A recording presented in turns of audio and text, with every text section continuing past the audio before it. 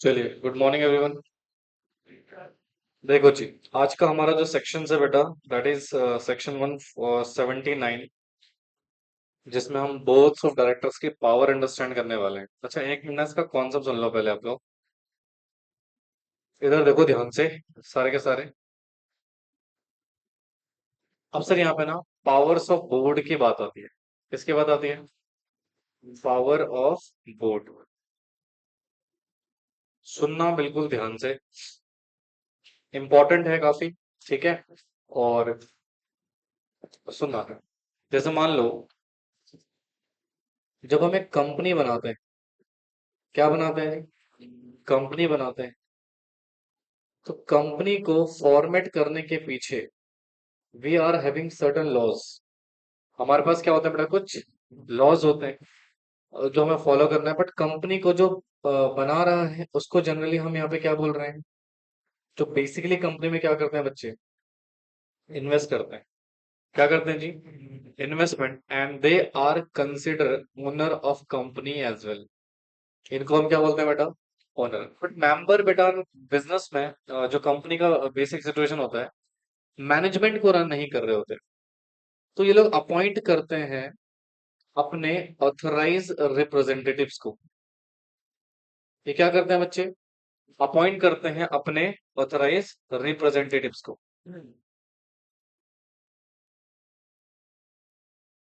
Representatives किसको appoint करते हैं बच्चे? ऑथराइज रिप्रेजेंटेटिव्स को। ठीक है।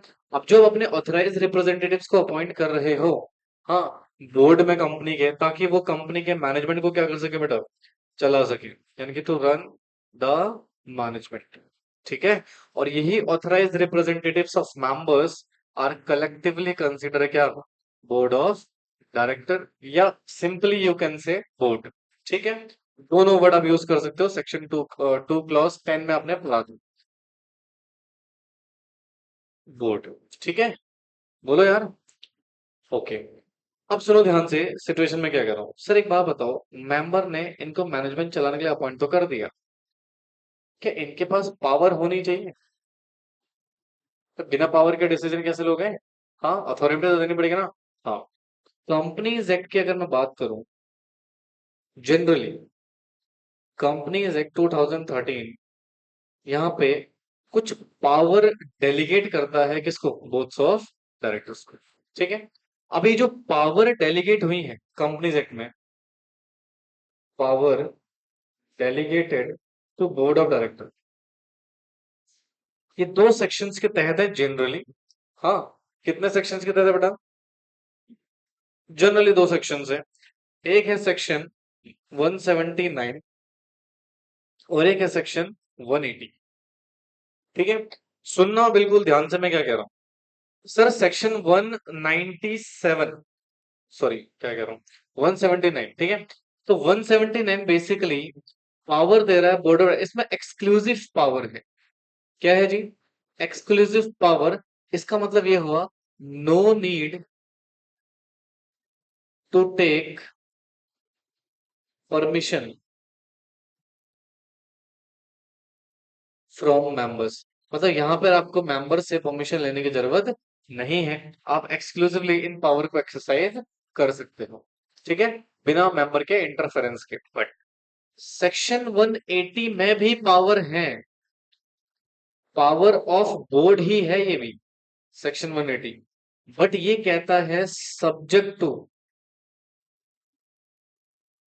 अप्रूवल या परमिशन ऑफ मेंबर्स। यानी कि सुनो, यहाँ पे दो तरह की पावर है बेटा। एक है सेक्शन 179 की पावर, जहां पर आप सिंपली बोर्ड रेजोल्यूशन पास करके क्या कर सकते हो बेटा? डिसीजन ले सकते हो। बट यहाँ पर क्या बोर्ड रेजोल्यूशन सफिशिएंट होगा क्या? नहीं। यहाँ पर आपको मेंबर्स का भी रेजोल्यूशन चाहिए, विच इज स्पेशल रेजोल्यूशन। तो सेक्शन सेक्शन 180 में जो भी आपको पावर दी गई है वो रेस्ट्रिक्टेड है। क्या है बेटा? रेस्ट्रिक्टेड है, एक्सक्लूसिवली यूज नहीं कर सकते हो। और यहाँ पे कोई रेस्ट्रिक्शंस नहीं है, आप एक्सक्लूसिवली यूज कर सकते हो irrespective of these sections. In section के अलावा भी कुछ सेक्शन है जो बोर्ड ऑफ डायरेक्टर को पावर देते हैं, जैसे सेक्शन 181, सेक्शन 182, सेक्शन 183 3। तो इन सेक्शन में भी बोर्ड ऑफ डायरेक्टर के पास पावर है, ठीक है, subject to limitations and conditions. Are you getting my point? अब सुनो, इस चैप्टर में आज का जो हमारा टॉपिक है वो क्या रहेगा? सबसे पहले 179, फिर 180, और फिर मैं क्या पढ़ाऊंगा आपको? 181, फिर क्या पढ़ाऊंगा? 182, फिर क्या पढ़ाऊंगा? अच्छा, 184 पढ़ा चुका, इंटरेस्टेड डायरेक्टर पढ़ा चुका हूँ।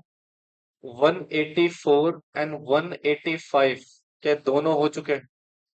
डन, चैप्टर नंबर 1 में दोनों ही हो चुके हैं। इसके बाद सेक्शन 186 और 187, these are again very very important, जो भी इसी भी चैप्टर में है। और उसके बाद एक सेक्शन पढ़ेंगे हम, सेक्शन 188 अलोंग विद सेक्शन 189। उसके बाद ये चैप्टर हमारा क्या हो जाएगा?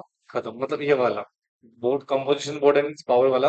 यानी कि सुनो, यहाँ पर बेटा जो बेसिकली मुझे सेक्शंस पढ़ाने हैं आपको, ये थोड़ा समय लगेगा इसमें। 188 आरपीटी, ये चिल्लड़ सेक्शन है बेटा, 5-10 मिनट में खत्म हो जाएंगे, ठीक है। पर जो मेन हमारा समय लगेगा वो किसमें लगने वाला है? हालांकि इनमें भी समय नहीं लगेगा, चिल्लड़ चिल्लड़ सेक्शन में हो जाएगा। कौन सा सुनना है ये बताओ फटाफट से। नहीं आया? लिखो फिर। लिखो भैया। नहीं लिखोगे?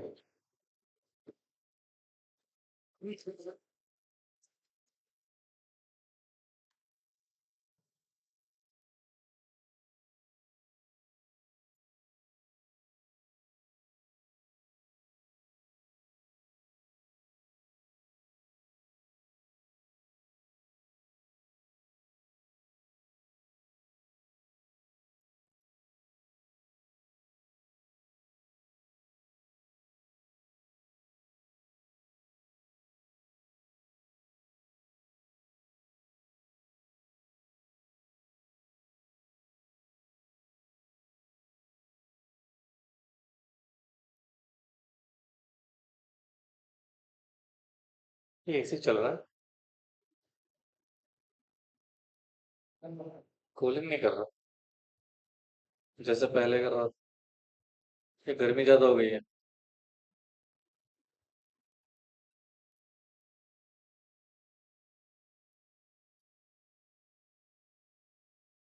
हो गया?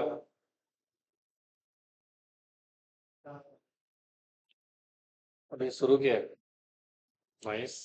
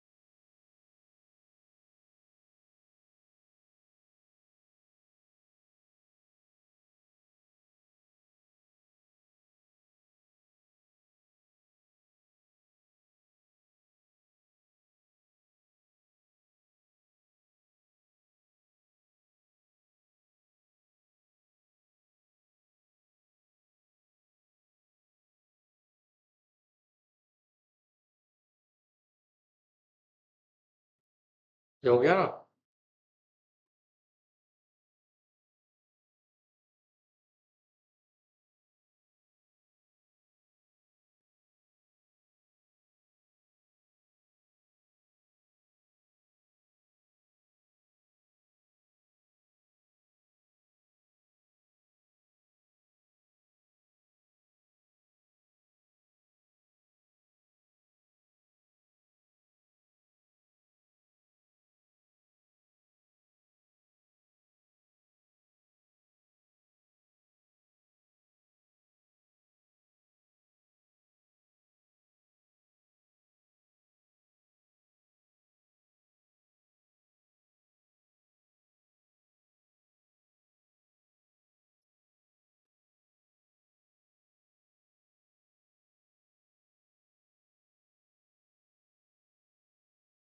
डन।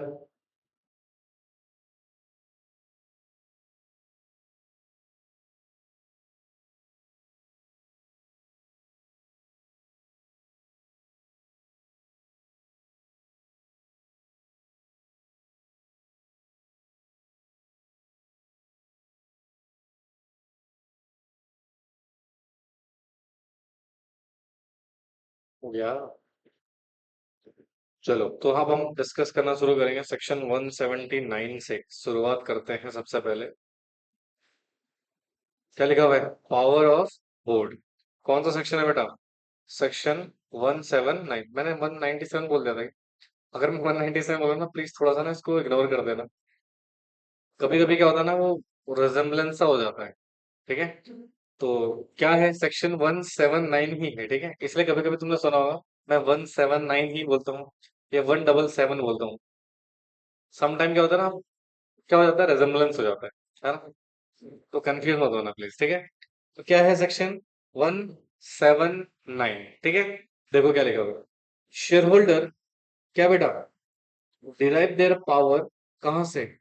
मेमोरेंडम ऑफ एसोसिएशन से। Therefore the company has all the power except those are ultra vires. मतलब जितने भी मेमोरेंडम में चीजें लिखी हुई हैं, वो सारे काम कंपनी कर सकती है।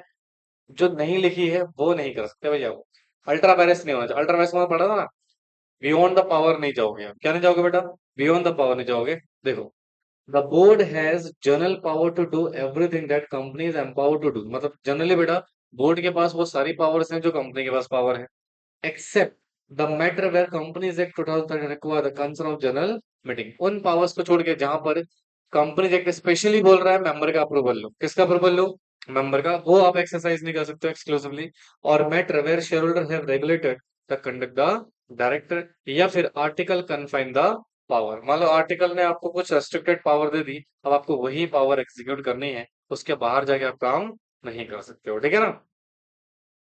तो सर सेक्शन 179 को जरा हम डिस्कस करें, तो जरा ध्यान से सुनना बच्चों, सिचुएशन क्या है देखो। Section 179 of companies act 2013 empower करता है बोर्ड ऑफ डायरेक्टर को to exercise all powers and to do such act या things as the company is authorise to do so. मतलब जिसके लिए आपको एक्साइज पावर दी गई है, ऑथराइज किया गया है कंपनी के द्वारा, वो सारे फंक्शन आप परफॉर्म कर सकते हैं एज पर सेक्शन 179। अच्छा आगे देखो क्या लिखा हुआ है, एक्सेप्ट वो power which can only be exercise या done by company in general meeting. मतलब उन सभी पावर को छोड़ के जो कंपनी सिर्फ और सिर्फ कहाँ कर सकती है बेटा? General meeting. जनरल मीटिंग मतलब subject to approval of members. अब जहां मेंबर्स के अप्रूवल की बात हो गई बेटा, वहां पे डायरेक्टर की पावर नहीं यूज होगी। ठीक है ना। आगे देखो, कहते हैं the power of board are however subject to the provision contained in that behalf of act, sorry that behalf in the act, the memorandum, article of association of company, और including regulation made by the company in general meeting. ठीक है। अच्छा सुनो ध्यान से, मैं आपको ना एक छोटा सा पॉइंट बता रहा हूँ, जरा ध्यान सुनना। जैसे यहाँ पे कि देखो क्या लिखा हुआ है कि जो पावर ऑफ बोर्ड है, हावेवर, उसमें तीन चीजें हैं, सब्जेक्ट टू है provision of companies act, memorandum, article या regulation made in the general meeting. जरा ध्यान से सुनना क्या सिचुएशन है।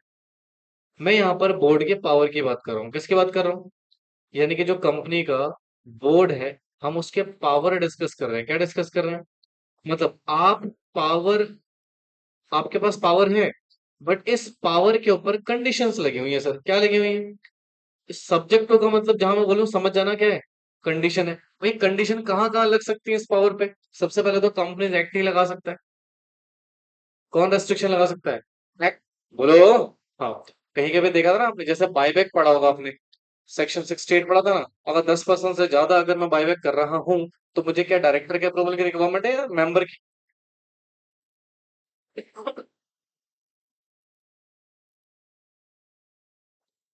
बोलो। वहां मेंबर के अप्रूवल चाहिए ना, तो एक्ट ने बोल दिया भैया यहाँ पर इतनी लिमिट तक आपकी पावर है, इससे एक्सीड करोगे फिर आप नहीं कर सकते, आपको मेंबर से पूछना पड़ेगा। ठीक है। तो दैट मींस एक्ट ने रेस्ट्रिक्शन लगा दी। किसने रेस्ट्रिक्शन लगा दी? या फिर some time company memorandum of association में आपके ऊपर रेस्ट्रिक्शन लगा सकती है, या फिर आर्टिकल में कोई लॉ बना के, रूल बना के क्या कर सकते हैं बेटा? रेस्ट्रिक्शन लगा सकते हैं। या फिर कोई रेगुलेशन बना सकते हैं हम इन जनरल मीटिंग में। यानी कि मेंबर बेटा एक रेगुलेशन पास कर सकते हैं कहाँ? जनरल मीटिंग में। और बोर्ड ऑफ डायरेक्टर की पावर को क्या कर सकते हैं? रेस्ट्रिक्ट। एक एग्जांपल बताऊं आपको? बोलो। याद है एक सेक्शन में मैंने आपको पढ़ाया था, सेक्शन 165। किसको याद है सेक्शन? सेक्शन 165 क्या था? Number of directorship. क्या था? Number of directorship. अच्छा मुझे बताओ, आपने वहां पढ़ा था कि सर एक डायरेक्टर मैक्सिमम कितनी कंपनीज में हो सकता है? 20 कंपनीज में डायरेक्टर बन सकता है। हालांकि इसमें बहुत सारे अपने सब्जेक्ट सिचुएशन डिस्कस कर रहे थे, लिस्टेड कंपनी का अलग पढ़ा था। वो सब चीजें हम नहीं पढ़ रहे हैं यहाँ पे। अगर आपको याद होगा तो भैया, कंपनी के शेयर होल्डर जनरल मीटिंग में क्या इस नंबर को रिड्यूस कर सकते हैं? Reduce by regulation. क्या कंडीशन लगा सकते हैं कि अगर हमारी कंपनी में आपको अपॉइंट होना है तो आप मैक्सिमम कितनी कंपनी में डायरेक्टर हो सकते हो? लगा सकते हैं कि लगा सकते हैं? अच्छा, कंपनी एक्ट वायलेट हो रहा है यहाँ पे? कंपनी एक्ट का वायलेशन हो रहा है यहाँ पे? कंपनी एक्ट कितना बोल रहा है? 20। 25 कर सकते हो क्या? नहीं, 25 नहीं कर सकते, तब वायलेट हो जाएगा। कंपनी एक्ट ने बोला कि एक डायरेक्टर मैक्सिमम 20 कंपनी में बन सकता है, सब्जेक्ट टू कंडीशन उसमें से 10 पब्लिक कंपनी है। राइट, अब यहां पर बेटा मेंबर एक रेगुलेशन पास कर रहे हैं जनरल मीटिंग में और कह रहे हैं हमारे बोर्ड में जो भी मेंबर ऑफ जो भी डायरेक्टर्स होंगे वो मैक्सिमम कितने कंपनीज में डायरेक्टर होने चाहिए?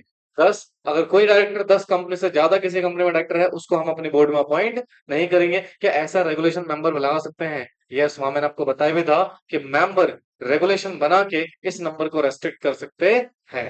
याद तो तुम्हें होगा नहीं। तो क्या ये रेगुलेशन बन रही है जहां पे बोर्ड ऑफ डायरेक्टर की पावर को हम क्या करें दोस्तों?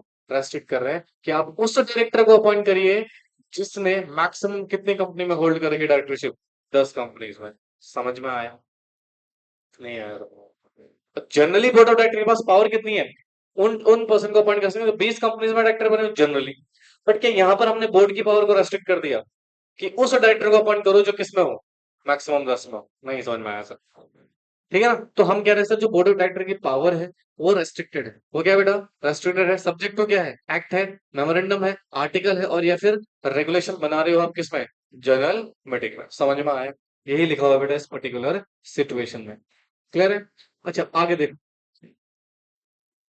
However, no regulation made by company in general meeting shall invalidate any prior act of the board which would have been valid that regulation was met। मतलब सुनो, जैसे मान लो, सुनना बेटा ध्यान से, मैं क्या समझा रहा हूँ। हम इसकी बात कर रहे हैं, इस वाले पॉइंट की। ठीक है, इसी पॉइंट को थोड़ा सा हम आगे एक्सटेंड करते हैं। मान लो ये जो लॉ, ये जो रेगुलेशन बनाया जनरल मीटिंग ने, मान लो ये बनाया फॉर एग्जांपल 1 जुलाई 2024 को। मैं जस्ट एक हाइपोथेकेशन केस ले रहा हूँ, ठीक है? ध्यान से सुनना। बट हमारे कंपनी में अप्रैल 2024 में बोर्ड ऑफ डायरेक्टर ने एडिशनल डायरेक्टर अपॉइंट किए थे। 3 एडिशनल डायरेक्टर क्या कर रहे थे बेटा? अपॉइंट किए थे। भाई कर सकते हैं बोर्ड ऑफ डायरेक्टर? हाँ बिल्कुल कर सकते हैं sir, section 161 of companies act 2013। हाँ, बट यहाँ पर ना ये 15 कंपनीज में डायरेक्टर थे। कितनी कंपनीज में डायरेक्टर थे? अब रेगुलेशन कितनी बन गई है?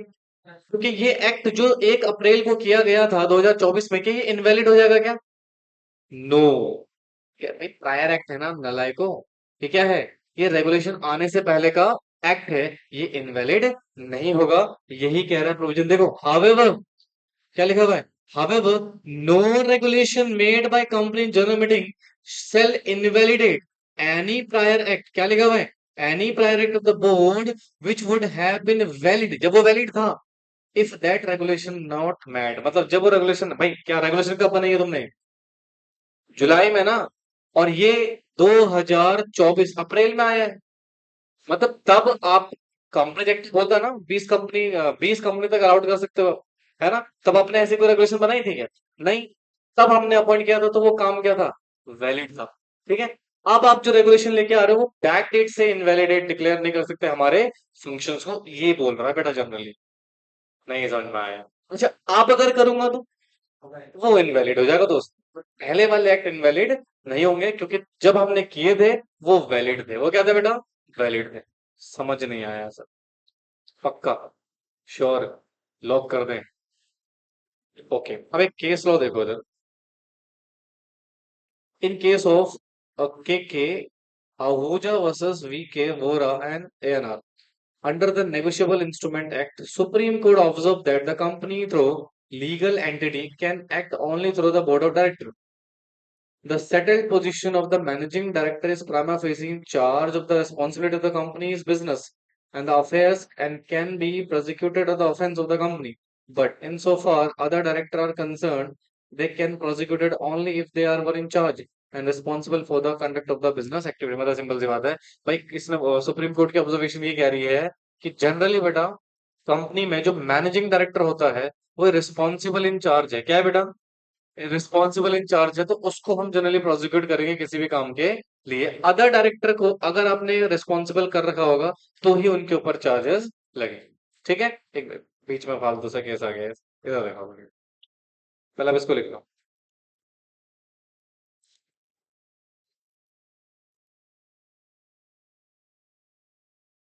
क्या हुआ, नींद आ रही है क्या? कैसे गिर रहे हो तुम?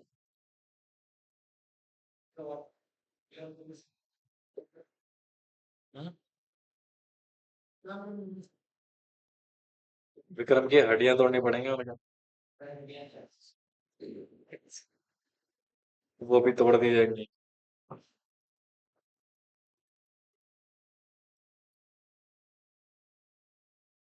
लिखो भैया।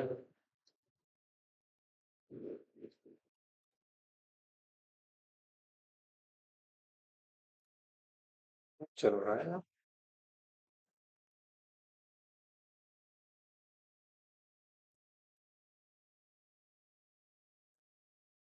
ठंड लग रही है? क्या गर्मी लग रही है? लेकिन चल क्या रहा है ऐसे?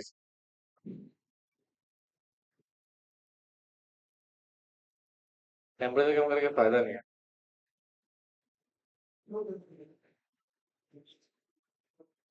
चलो कोई नहीं, लिखो।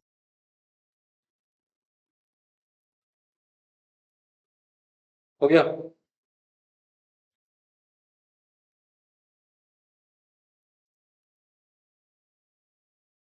भाई सुनो, ये जो चार्ट आपने बनाया ना, अपनी लैंग्वेज में हिंदी में लिख लेना, मैं क्या समझाना चाह रहा हूँ इसमें। ठीक है? जहां पर भी तुम्हें लगे कि थोड़ा कॉम्प्लिकेशंस हो रही है तो आप खुद ही लिख लो वहां पे कि भैया यहाँ पे ये बोला गया है कि जो रेगुलेशन बनने से पहले कोई भी एक्ट किया गया है जब वो क्या थे, वैलिड थे। ठीक है, तो इस रेगुलेशन से उन पे कोई इनवैलिडेशन इफेक्ट नहीं आएगा। लिख लेना इसको, ताकि इन फ्यूचर अगर आप पढ़ो तो आपको याद आ जाए कि हाँ यहाँ पे सर क्या कहना चाह रहे थे। ठीक है जी? हो गया।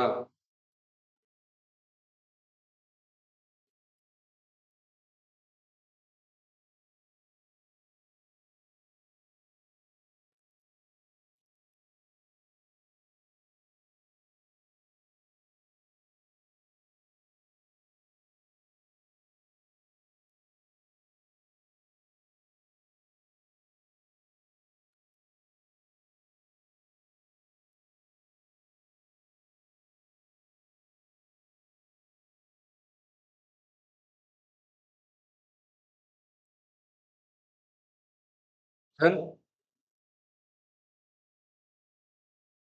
इतना स्लो लिखोगे तो कैसे काम चलेगा?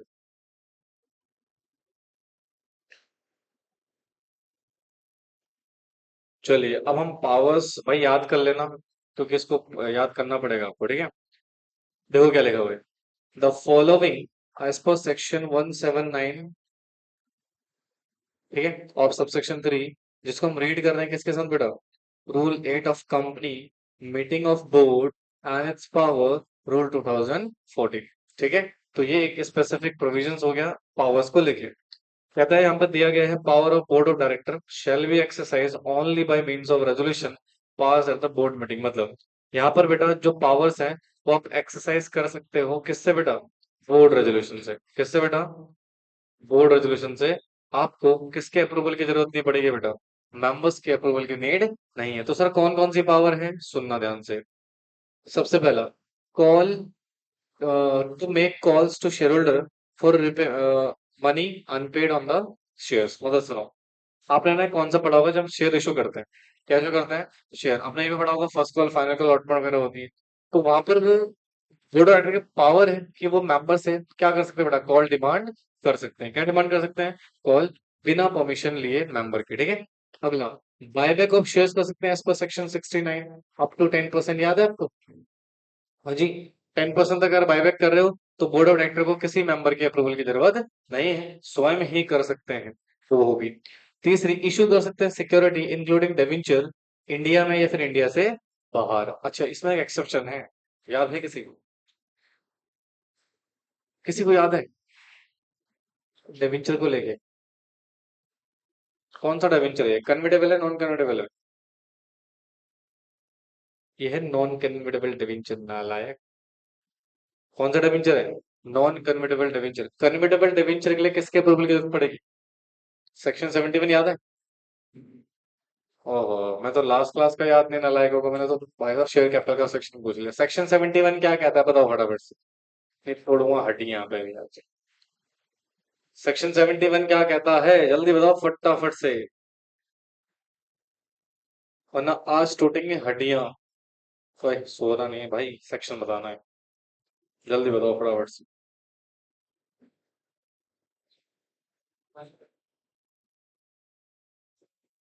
हैं?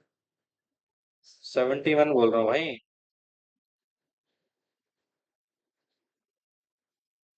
हाँ बोलो बोलो।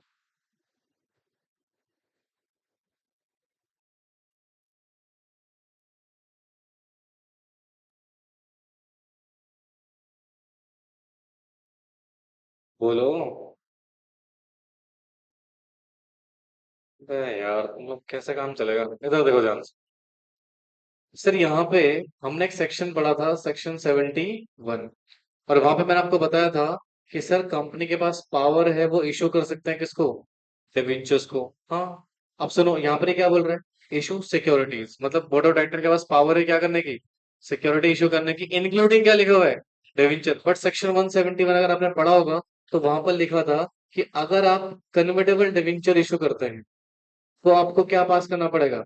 Special resolution. तो इसका मतलब ये कौन सा डिबेंचर हुआ? नॉन कन्वर्टेबल डिबेंचर हुआ ना? भाई नॉन कन्वर्टेबल डिवेंचर के लिए बी आर सफिशियंट है। बट यहाँ पर क्या लिखा हुआ है, अब सुनो, this is called interlink study. जब आप एक सेक्शन के साथ दूसरे सेक्शन को क्या करते हो, इंटरलिंक करते हो। यहाँ पर भी तो इंटरलिंक करा ना सेक्शन 68 में। सेक्शन 68 और सेक्शन 179। भाई यहाँ पे लिखा हुआ है ना, बायबैक ऑफ सिक्योरिटीज। लिखा है क्या buyback of securities exclusive power है क्या बोर्ड ऑफ डायरेक्टर की? नहीं है। समझ में आएगा जब सेक्शन 68 पता होगा। समझ में आ रहा है ना? सेक्शन 68 ने बोला नहीं है, एक्सीड अगर 10% से ज्यादा अप टू 25% हुआ तो आपको क्या करना पड़ेगा, मेंबर रेजोल्यूशन पास कराना पड़ेगा, एसआर। बोलो। हाँ। अप टू 10% तक क्या था? यानी कि section 179 exclusive power board of director को देता जरूर है। किसमें? अप टू 10% तक बायबैक के केस में। और डिबेंचर इशू कर सकते हो, बिल्कुल कर सकते हो, अप टू कितना? अपने नॉन कन्वर्टेबल। अब तो सोच रहे हो नालायक हो, नॉन कन्वर्टेबल डिबेंचर इशू कर सकते हैं बोर्ड ऑफ डायरेक्टर अपने एक्सक्लूसिव पावर का इस्तेमाल करके। राइट। बट याद है प्राइवेट प्लेसमेंट पढ़ा था? Private placement section 42। वहां पर मैंने नॉन कन्वर्टेबल डिबेंचर के केस में आपको रेफर कराया था सेक्शन 180 वाला पॉइंट। कुछ याद नहीं नालायकों को। तुम लोग फिट हो गए बेटा मेरे से बहुत ज्यादा गिर। मजाक नहीं कर रहा हूँ मैं। भाई आप कंपनी लॉ पढ़ोगे ना तो ये मान के चलो, एक चैप्टर पढ़ रहे हो ना तो आपको दूसरे चैप्टर के प्रोविजंस भी पता होने चाहिए, तभी एक कंक्लूसिव आंसर आपको मिलेगा। वरना नहीं आया कुछ भी समझ में, ये समझ में आया? हाँ। तो सर यहाँ पे सिक्योरिटीज लिखा है, क्या लिखा है? सिक्योरिटीज, इधर सुनो। राइट शेयर इशू कर सकते हैं क्या? हाँ। पावर है राइट शेयर इशू करने की। कौन सा रेजोल्यूशन पास होगा बताओ?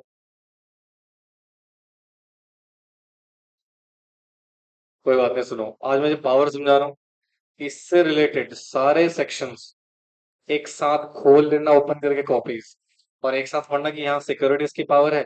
अब देखता हूँ बोनस शेयर में क्या रेजोल्यूशन पास होगा। बोनस शेयर इशू कर रहे हैं ना, एक्सक्लूसिव पावर है क्या ये? अब अगर किसी बंदे ने सेक्शन 179 पढ़ा हुआ खाली, वो तो बोलेगा बोर्ड ऑफ डायरेक्टर क्या कर सकते हैं, सिक्योरिटी इशू कर सकते हैं। बट याद करो, सिक्योरिटी इशू करने के मोड्स क्या थे? Private placement. क्या वहां पर से बोर्ड ऑफ डायरेक्टर कर सकते हैं क्या? मेंबर के अप्रूवल की जरूरत नहीं है? पड़ेगी जरूरत। हाँ। क्या पब्लिक इशू में जब इक्विटी शेयर इशू कर रहे हो, राइट, मोड्स के थ्रू, क्या वहां पर आपको मेंबर की जरूरत नहीं पड़ेगी? तो क्या एक्सक्लूसिवली है या रेस्ट्रिक्टेड है? रेस्ट्रिक्टेड है, कुछ हद तक कर सकते हो, कुछ हद तक नहीं कर सकते। समझ में आ रही ना? नहीं आया समझ में, ना लाएगा। अगला, बोरो कर सकते हो क्या? मनी, मनी बोरो करने की पावर भी है, हालांकि 180 में पढ़ेंगे इसका एक्सेप्शन।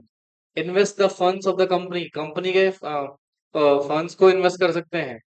ग्रांट कर सकते हैं, लोन गारंटी दे सकते हैं, सिक्योरिटी प्रोवाइड कर सकते हैं। अच्छा सुनो, ये जो सेक्शन लिखा हुआ है यहाँ पे, ये जो पॉइंट लिखा हुआ है सिक्योरिटी ग्रांट्स कर सकते हैं, क्या इसमें आप सेक्शन 185 भी पढ़ोगे? पढ़ना पड़ेगा ना 185। 185 क्या कर, लोन टू डायरेक्टर वाला कॉन्सेप्ट जिसमें आपने गारंटी इन्वेस्टमेंट कौन सा पढ़ा था, और इसके साथ 186 भी पढ़ना पड़ेगा, 187 भी पढ़ना पड़ेगा, क्योंकि यहाँ पे लोन गारंटी सिक्योरिटी की बात कर रहे हैं। चलो 187 नहीं भी पढ़ेंगे तो 186 पढ़ना पड़ेगा। सुन मारी बात, बोलो। हाँ, आगे देखो। अप्रूव कर सकते हैं financial statement of board report को, किसको अप्रूव कर सकते हैं? फाइनेंशियल स्टेटमेंट और बोर्ड रिपोर्ट्स को, ठीक है। फिर डाइवर्सिफाई कर सकते हैं बिजनेस ऑफ कंपनी, फिर अप्रूव कर सकते हैं मर्जर अमलगमेशंस को, फिर टेक ओवर कर सकते हैं किसी कंपनी का और सब्सटेंशियल कंट्रोल को एक्वायर कर सकते हैं, पॉलिटिकल कंट्रीब्यूशन कर सकते हैं, अपॉइंट कर सकते हैं, रिमूव कर सकते हैं, किसको? केएमपीस को। सीएस को अगर अपॉइंट करना तो कौन करेगा? बोर्ड ऑफ डायरेक्टर, लिखा हुआ ना केएमपी। सीईओ को कौन अपॉइंट करेगा? Board of director. सीएफओ को कौन अपॉइंट करेगा? बोर्ड ऑफ डायरेक्टर, ठीक है। फिर कह रहे हैं appoint internal auditors and secretarial auditor को भी अपॉइंट कर सकते हैं। कितनी पावर्स हो गई?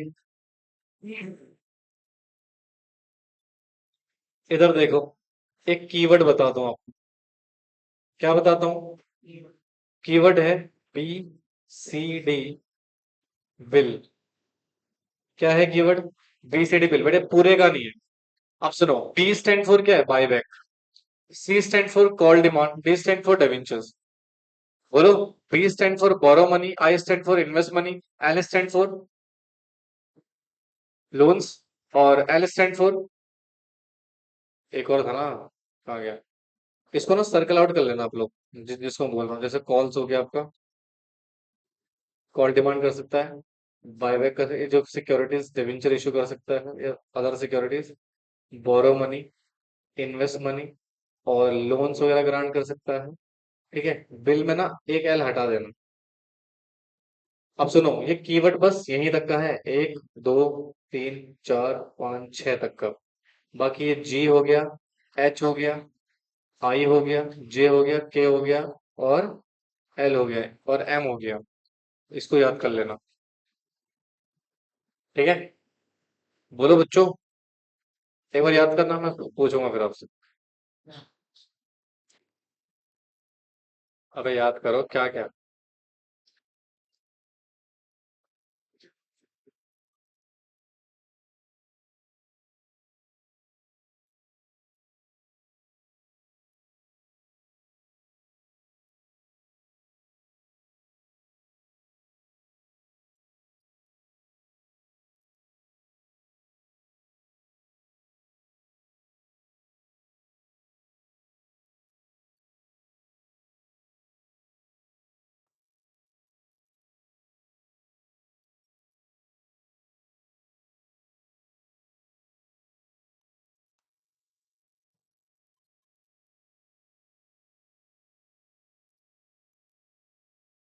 हो गया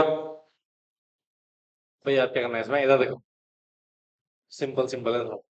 बीसीडी बिल तो याद हो जाएगा। B stand for buyback, C stand for calls demand, और D stand for issue security including debenture, ठीक है। और B stand for borrow money, और आई स्टैंड फॉर इन्वेस्टमेंट, और एल स्टैंड फॉर लोन। ये 6 पॉइंट हो गए। उसके बाद क्या कर सकते हो? मर्जर अमलगमेशन को अप्रूव कर सकते हो, आप फाइनेंशियल स्टेटमेंट एनुअल रिपोर्ट को अप्रूव कर सकते हो, डाइवर्सिफाई ऑफ कंपनी का बिजनेस कर सकते हो, और टेक ओवर और कोई भी सब्सटेंशियल एक्विजिशन कर सकते हो कंपनी का, और केएमपीस को अपॉइंट कर सकते हो या रिमूव कर सकते हो, सेक्रेटल ऑडिटर और सेक्रेटल स्टैट्यूटरी ऑडिटर को अपॉइंट कर सकते हो, सिंपल। ठीक है, एक बार गो थ्रू करना, कीवर्ड बना लेना, अपने हिसाब से भी कुछ कीवर्ड्स बनाना, याद हो जाएगा, ठीक है। चलो अब इधर आओ। क्या बोर्ड ऑफ डायरेक्टर अपनी पावर किसी और को दे सकते हैं? बिल्कुल दे सकते हैं सर। अभी हम एक कौन सा फिनिश करके आए हैं, कमेटी का। किसका? कमेटी का। और कमेटी में मैंने पढ़ाया था आपको कि बोर्ड ऑफ डायरेक्टर अपनी पावर डेलीगेट कर देते हैं। देखो इधर, delegation of power of board, yes. अब कौन कौन सी पावर डेलीगेट कर सकते हो भैया? टू बोरो मनी की पावर, इन्वेस्ट मनी की पावर, या लोन्स वगैरह देने की पावर, आप क्या कर रहे हो बेटा? डेलीगेट कर रहे हो। कौन सी पावर बेटा? To borrow money, invest funds या फिर grants loans give guarantee security can be delegated option mention powers of passing board resolution in favour of, किसको दे सकते हैं बेटा? कमिटी ऑफ डायरेक्टर्स को, मैनेज डायरेक्टर को, मैनेजर को, या फिर किसी प्रिंसिपल ऑफिसर को। ये तीन पावर हम डेलीगेट कर सकते हैं। कौन कौन सी पावर डेलीगेट कर रहे हो बेटा? बोरो मनी की, इन्वेस्ट मनी या invest fund whatever you said, या फिर लोन गारंटी सिक्योरिटी वाली जो पावर है आप डेलीगेट कर रहे हो किसको बेटा? कमिटी ऑफ बोर्ड को, या फिर मैनेजिंग डायरेक्टर को, या फिर मैनेजर को, या फिर किसी प्रिंसिपल ऑफिसर को। ठीक है, ये देख लो थर्ड प्रोविजो क्या कह रहा है। Third proviso of section 179 subsection 3 specify करता है that the following power on such condition as it may specify can be delegated by the board to committee, to managing director, to manager, to principal officer as the case में भी क्या पढ़ा चुका हूँ। कौन सी power? Borrow money, invest money, grant loans etcetera etcetera etcetera. अब बता दे, कहते हैं the delegation of our power can only be done by way of resolution of board resolution के through at the meeting of board of director, delegation cannot be made by way of circulation of resolution। Again बेटा इसको ना थोड़ा सा hold करो। देखो companies के ना मीटिंग दो तरीके से हो सकती है। एक तो आपने 173 में मीटिंग करी हो, 173 में मीटिंग करे हो, हाँ, या फिर एक मीटिंग का प्रोविजन आप पढ़ोगे 176 में। किसमें पढ़ोगे बेटा? 176 में। एक सेकंड,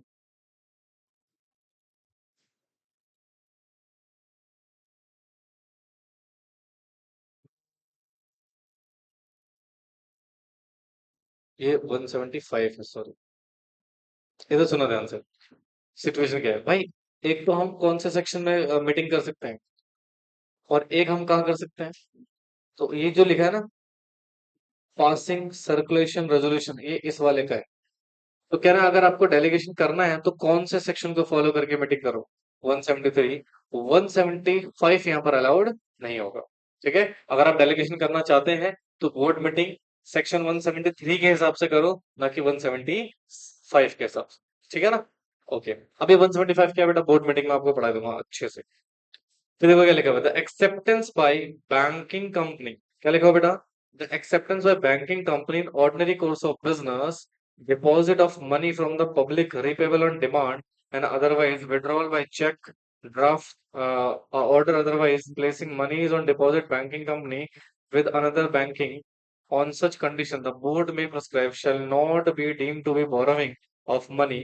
मतलब सिंपल सी बात है, ये सेक्शन बैंकिंग कंपनी में अप्लीकेबल नहीं होगा, उसको हम लोन नहीं मानेंगे। ठीक है ना? ये सेक्शन कहाँ अप्लाई नहीं होगा बेटा?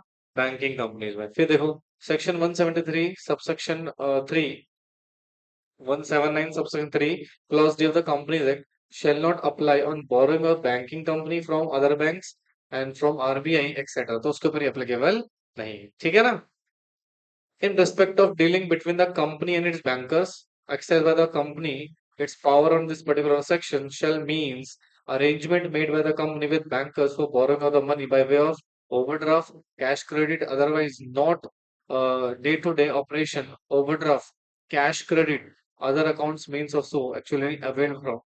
However, section nothing in section 117 to be affect the right of the company in general meeting impose restriction and condition।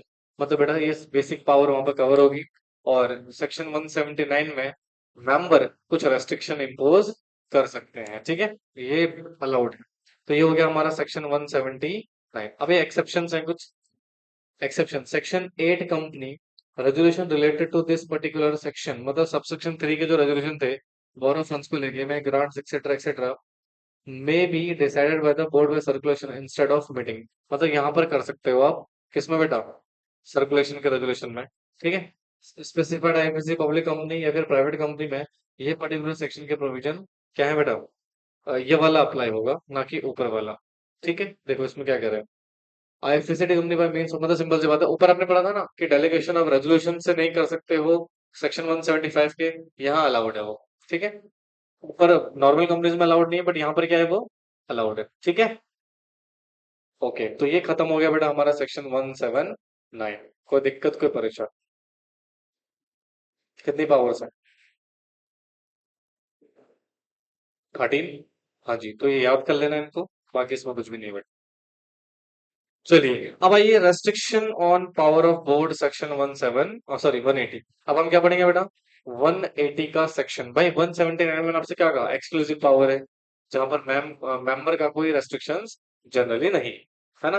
But power जरूर दे रही है सेक्शन 179 में। मेंबर क्या कर सकते हैं बेटा? रेस्ट्रिक्शन लगा सकते हैं। ठीक है, देखो, board can exercise following power only with the consent of companies member by special resolution. मतलब आप जो नीचे दी गई पावर्स हैं इसको एग्जीक्यूट कर सकते हो, बट कब? जब मेंबर आपको अलाउ कर दें, मेंबर आपको ऑथराइज कर दें। कौन सा रेजोल्यूशन पास करके? वन स्पेशल रेजोल्यूशन पास करके, ठीक है। अच्छा, इधर देखो एक मिनट। सबसे पहले क्या लिखा हुआ है? सेल, लीज या अदरवाइज डिस्पोज ऑफ होल या substantial of whole of the undertaking of company. मतलब कंपनी के अंडरटेकिंग को या तो आप क्या कर रहे हो? बेच रहे हो, या तो आप किस में दे रहे हो? लीज पे दे रहे हो, या डिस्पोज ऑफ कर रहे हो पूरा, या फिर उसका substantial the whole of the undertaking. या तो पूरा 100%, या तो सब्सटेंशियल पार्ट को क्या कर रहे हो बेटा? सेल कर रहे हो, लीज कर रहे हो, या डिस्पोज ऑफ कर रहे हो ऑफ कंपनी, या where a company own more than one undertaking of the whole और substantial of the whole of such undertakings. ठीक है, मतलब सिंपल सी बात है, कंपनी के अंडरटेकिंग्स को आप क्या कर रहे हो बेटा? सेल कर रहे हो, या फिर लीज कर रहे हो, या फिर डिस्पोज ऑफ कर रहे हो। अब sir what is the meaning of undertakings? हाँ, तो देखो अंडरटेकिंग का मतलब यहाँ पे डिफाइन किया हुआ है एक्सप्लेनेशन में। देखो, कहते हैं undertaking shall means undertaking in which the investment of company exceed कितना? 20% of its net worth as per the audited financial statement presenting financial year on undertaking in which generate 25% of the total income of the company during the previous financial year. अच्छा, इधर देखो, ध्यान से देखना जी। क्या देखना? इधर देखो, हम सेक्शन 180 को एनालाइज कर रहे हैं। तो सेक्शन 180 का जो पहला पॉइंट है वो हमसे क्या कह रहा है? वो कह रहा है कि आप कंपनी के अंडरटेकिंग को, किसको? अंडरटेकिंग को, ठीक है। ध्यान सुना बेटा प्लीज। इस अंडरटेकिंग को कौन? कंपनी के बीओडी। कौन बेटा? बीओडी क्या कर रहे हैं? या तो ये क्या कर रहे हैं बच्चों? बेच रहे हैं, या तो किस पे दे रहे हैं? लीज पे दे रहे हैं, या तो क्या कर रहे हैं? Otherwise dispose of. क्या करें जी? Dispose of. भाई पूरा अंडरटेकिंग, यानी कि इन तीन सिचुएशन में बात कर रहा हूं, या तो पूरा अंडरटेकिंग को होल, या substantial to whole, substantial of whole undertaking. Substantial का मतलब क्या है? बहुत बड़ा हिस्सा, ठीक है, मेजोरिटी हिस्सा यू कैन से, उसको बेच रहे हो आप, ठीक है। अब सुनो ध्यान से। सर ये अंडरटेकिंग का मतलब क्या है? किसका मतलब? अंडरटेकिंग। तो सर ये अंडरटेकिंग का मतलब ये है, इसमें दो केस है। कितने केस है? तो केस नंबर वन हम ये देखेंगे कि कंपनी ने यहाँ पे इस किसी भी कंपनी कुछ किसी भी चीज में बेटा इन्वेस्ट करा हुआ है। क्या करा हुआ है? इन्वेस्ट कितना परसेंट? 20% अपनी नेटवर्थ का। किसका बेटा? यानी कि कंपनी ने अपनी नेटवर्थ का 20% अगर कहीं पे इन्वेस्ट करा तो कंपनी की क्या कहलाएगी? वो अंडरटेकिंग कहलाएगी। मान लो एक कंपनी में इन्वेस्ट करा, फॉर एग्जाम्पल ये किसी एसेट्स में इन्वेस्ट करा है, या किसी बॉन्ड्स परचेज करे हुए हैं, तो उसको क्या बोलेंगे एक तरीके से? अंडरटेकिंग। कितना परचेज करा हुआ है? 20%। अच्छा, या फिर इस अंडरटेकिंग से, किसी अंडरटेकिंग से कंपनी की टोटल इनकम का 20% इनकम कहां से आ रही है? इस अंडरटेकिंग से। Are you getting my point? This is case number two. तो सर इसको हम अंडरटेकिंग बोलेंगे। क्या बोलेंगे? अंडरटेकिंग बोलेंगे। या तो देखो, या तो कंपनी ने अपने नेटवर्थ का 20% किसी में इन्वेस्ट करा हो, किसी कंपनी में। Let us assume company x है, उसमें या तो कंपनी ने अपने नेटवर्थ का 20% क्या कर रखा है? इन्वेस्ट कर रखा है, या उससे ज्यादा, ठीक है। या फिर एक ऐसा कंपनी है, कोई बिजनेस है, जहां से कंपनी को इनकम रिसीड हो रही है। क्या रिसीड हो रही है? इनकम रिसीड हो रही है। कितना? More than 20%। कितना? 20% है, उससे ज्यादा की इनकम, हमारी इनकम का 20% से ज्यादा की इनकम उसमें से आ रही है, तो उसको हमारी क्या कहलाएगी बेटा? अंडरटेकिंग कहलाएगी। क्या कहलाएगी? अंडरटेकिंग। समझ आए? उसको आप क्या कर रहे हो? सेल, या लीज, या डिस्पोज ऑफ, या फिर पूरा, या फिर उसका सब्सटेंशियल पार्ट, तो भैया आप नहीं कर सकते हो बिना मेंबर के अप्रूवल के। ठीक है, अच्छा देखो यहाँ पर लिखा हुआ है substantial the whole of the undertaking का मतलब क्या है? Any financial year shall means 20% और more value of undertaking as per the audited financial. यानी कि सुनो, इसका मतलब क्या हो गया बेटा? 20%। क्या हो गया? 20% या उससे ज्यादा। अगर 10% बेच रहा हूं तो 10% का सेल आउट करो, कर सकते हो। 10% लीज कर रहा हूं तो कर सकते हो। नहीं समझ में आ रहा है? 10% डिस्पोज ऑफ कर रहा हूं तो, मतलब किसी भी तरीके से डिस्पोज ऑफ कर रहे हो तो कर सकते हो। 20% उससे ज्यादा करोगे तो फंस गए। 100% करोगे तो फंस गए। समझ में आया? तो यहाँ पर आप करोगे तो जरूर, बट आपको बीआर के साथ साथ क्या चाहिए? एसआर चाहिए, तभी कर सकते हो, otherwise this is not possible. समझ में आया पहला पॉइंट? आया कि नहीं आया? नहीं आया? मतलब ही नहीं बनता, तुम आगे हो। तानी कह रही है सर क्या हो रहा है sir, I don't like this. ठीक है, खैर जो भी है। अच्छा देखो, in case of Madras Gymkhana club employ union versus management of Gymkhana, the honourable supreme court held that the business of company या फिर undertaking of company must be distinct from the other properties. मतलब undertaking बाकी properties से क्या है बेटा? अलग है कंपनी की। It the meaning of undertaking was further defined means any business or any work or any project one engage or attempt to enterprise similar with the business trade, वो हमारा मतलब सिंपल सी बात है। सुप्रीम कोर्ट ने बेटा undertaking को define करा है। किसको डिफाइन करा है? अंडरटेकिंग को डिफाइन करा है, जो कि हमारे कंपनीज एक्ट ने बाद में इसके डेफिनेशन में चेंज भी किया था। ठीक है, अच्छा आगे देखो क्या लिखा हुआ है जी। In to invest otherwise in trust security, trust security the amount of compensation received by it as a result of merger or amalgamation। तो ये क्या सिचुएशन है सर? सुनो,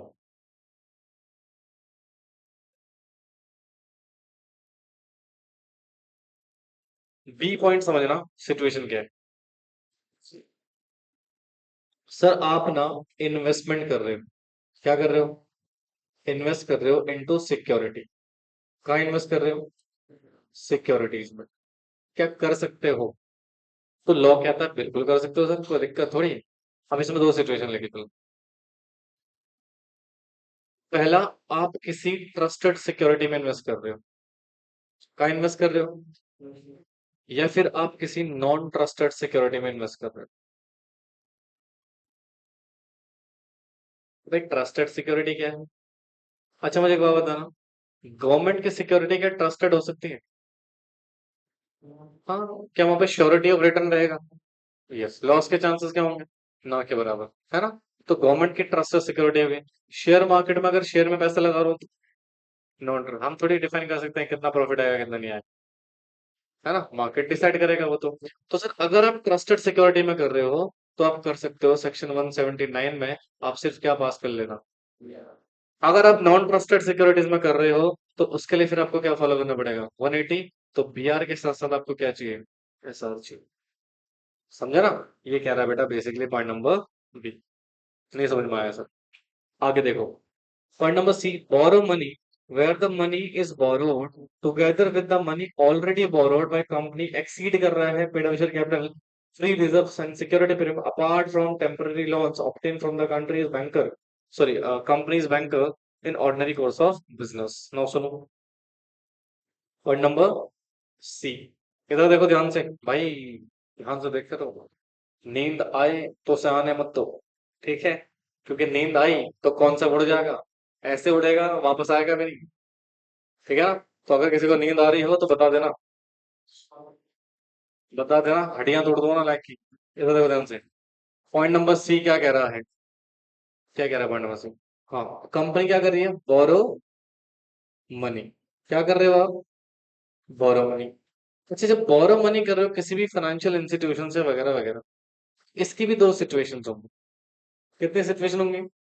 दो सिचुएशन। भाई जो लोन आप बोरो कर रहे हो ना, वो अप टू है।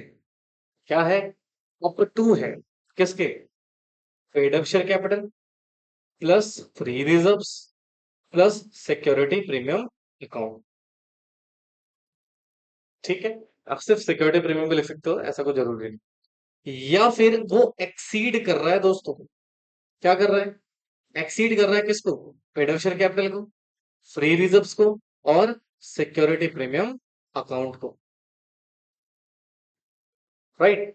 अच्छा सुनो, सर ये जो लोन की अमाउंट है, जो बोरो कर रहे हो मनी, इसमें दो इंक्लूड कर देना। ऑलरेडी बोरोड अमाउंट को। किसको इंक्लूड कर देना? ऑलरेडी बोरोड अमाउंट, जो पहले बोरो करा था उस अमाउंट को इंक्लूड कर देना। अच्छा, और एक्सक्लूड कर देना मतलब हटा देना। किसको? टेम्पररी लोन को। किसको? टेम्पररी लोन जो ऑर्डिनरी कोर्स ऑफ बिजनेस के दौरान आपने लिया है उसको हटा देना जी। यानी कि सुनो, जब मैं ये up to paid up share capital की अमाउंट निकालूंगा, उस अमाउंट में जो पहले से लोन ले चुके हो वो भी इंक्लूड होगा। ठीक है, और जो लोन लेने वाला है वो भी इंक्लूड होगा। कौन सा इंक्लूड नहीं होगा? Temporary loan. एक एग्जांपल बताऊंगा, डोंट वरी। अगर आप up to paid up share capital free reserve security premium ले रहे हो तो भैया कोई दिक्कत नहीं है, आप सिर्फ क्या करो, और ले लो। बट अगर एक्सीड करोगे दोस्तों तो क्या करना पड़ेगा? वीआर के साथ एसआर पास करना पड़ेगा। सर एक एग्जाम्पल हो जाए, वरना सर के ऊपर से जा रहा है ये हमारा, है ना। एग्जाम्पल देखो, केस नंबर 1 और केस नंबर 2। अमित, सोना नहीं बेटे, इधर देखो ध्यान से, नींद आ रही है? पानी मंगाओ, चाय, कॉफी, जूस। अच्छा बेटा ध्यान से देखो। मान लो एक कंपनी है। क्या है? एक कंपनी है। ध्यान तो सुनना, मैं जूस मंगाया तुम्हारा, अभी आ रहा रास्ते में। 5 मिनट रुको, जूस तुम्हारे पास। ठीक है, कितने मिनट रुकना है? सिर्फ 5 मिनट। इधर देखो, तब तक फोकस से सुनो यहाँ पे ध्यान से। कंपनी है, कंपनी की पेड अप शेयर कैपिटल है दोस्तों 50 करोड़। कितनी है? कंपनी के फ्री रिजर्व है दोस्तों 30 करोड़। कंपनी का सिक्योरिटी प्रीमियम है 20 करोड़। अरे बोल लल्लू। हाँ, और ये सेम सिचुएशन केस नंबर 2 में भी एप्लीकेबल रहेगा। ठीक है, ओके, ठीक है सर। तो मान लो सर हम लोन ले रहे हैं। क्या ले रहे हैं? अच्छा सुनो, पहले कंपनी लोन ले चुकी है, पहले ऑलरेडी बोरोड। मतलब पहले कंपनी कितना लोन ले चुकी है? 30 करोड़ का लोन कंपनी पहले ले चुकी है। ठीक है, ओके। अब सुनना ध्यान से सर, मान लो कुछ टेम्प लोन भी, टेम्पररी लोन वो है 5 करोड़ का। कितने करोड़ का है? 5 करोड़ का। ठीक है, अब कंपनी लोन लेना चाह रही है, फॉर एग्जाम्पल, एक काम करो, मैंने इस केस को हटाई दो यहाँ से, यहाँ लिख लेते हैं केस 1, और यहाँ लिख देते हैं केस नंबर 2। ठीक है, ये एक्चुअली ये बेसिक एग्जांपल में हो जाएगा। ठीक है, अब मान लो लोन लेना चाहती है कंपनी, कितना? केस नंबर 1 में कंपनी फर्दर लोन लेना चाह रही है, मतलब बड़ो एक्टर लोन लेना चाह रहे हैं 50 करोड़ का। कितने करोड़ का लोन लेना चाह रहे हैं? 50 करोड़ का। या फिर कंपनी के डायरेक्टर लोन लेना चाह रहे हैं 100 करोड़ का। कितने करोड़ का? 100 करोड़ का। अच्छा सुनो, यहाँ पे अगर 50 करोड़ का लोन लेना चाह रहे हैं तो क्या पास करूं? देख लेते हैं कि ये amount up to paid up share capital, up to free reserves, या फिर सिक्योरिटी में कितना हो गया टोटली? 100 करोड़ हो गया ना। हाँ, और इस अमाउंट में ऑलरेडी टेकन लोन भी क्या हो जाएगा? जुड़ जाएगा। 50 और 30 कितना हो गया? 80। पेड अप शेयर कैपिटल कितना है? 100 करोड़। क्या अप टू है? क्या पास करूं खाली? बी आर, कोई एस आर की जरूरत नहीं है। नहीं समझ तो नहीं आ रहा हमें, नींद आ रही है हमें, इधर तो कभी ध्यान से। अब आता है नेक्स्ट सिचुएशन सर। यदि हम लोन ले रहे हैं कितना करोड़? 100 करोड़, है ना। तो 100 करोड़ का लोन क्या एक्सीड कर गया? किसको? 50 करोड़ प्लस 30 करोड़ प्लस 20 करोड़, 100 करोड़ को क्या एक्सीड कर चुका है? हाँ, कैसे एक्सीड कर चुका है जानते हो? क्योंकि ये 30 करोड़ भी इसमें क्या हो जाएगा? ऐड हो जाएगा। क्योंकि हमने ऑलरेडी बोरोड अमाउंट को भी इसमें जोड़ना है। अच्छा सर, ये 5 करोड़ को हम कैसे इग्नोर करेंगे? जैसे हमें कोई और इग्नोर करता है, ठीक है, वैसे हम इसको क्या कर देंगे? इग्नोर कर देंगे। कि इसको नहीं जोड़ना है, इसमें पता लगा इसको भी जोड़ दो। टेम्पररी लोन इसमें नहीं आएगा। ठीक है, वो आप ले लो बीआर पास करके, हमें कोई दिक्कत नहीं है। बट ये 130 करोड़ हो गया। हाँ, 130 करोड़ इससे ज्यादा हो गया। तो यहाँ क्या करना है जी? एसआर पास करो। पल्ले पड़ा? नहीं पड़ा। आशु कह रहा है क्या हो रहा है सर? क्या हो क्या रहा है सर ये? एक बार देखो, दोबारा रीड करो। टू बोरो मनी, अच्छा क्या लिखो, where money is to be borrowed together with the money already borrowed by company will exceed कितना? Aggregate paid up share capital free reserves and security premium apart from, किसको छोड़ देना? Temporary loans को, जो banker से लिया है, किससे? ऑर्डिनरी कोर्स ऑफ बिजनेस में। The acceptance bye banking company, of course ये एप्लीकेबल नहीं होगा किस पे? बैंकिंग कंपनी पे। समझ नहीं आया सर? टेम्पररी लोन का मतलब सर, कौन सा लोन टेम्पररी होगा, कौन सा बेटा हमारे टेम्पररी नहीं होगा, ये कौन बताएगा? कंपनी जेट बताएगा, हम थोड़ी बताएंगे।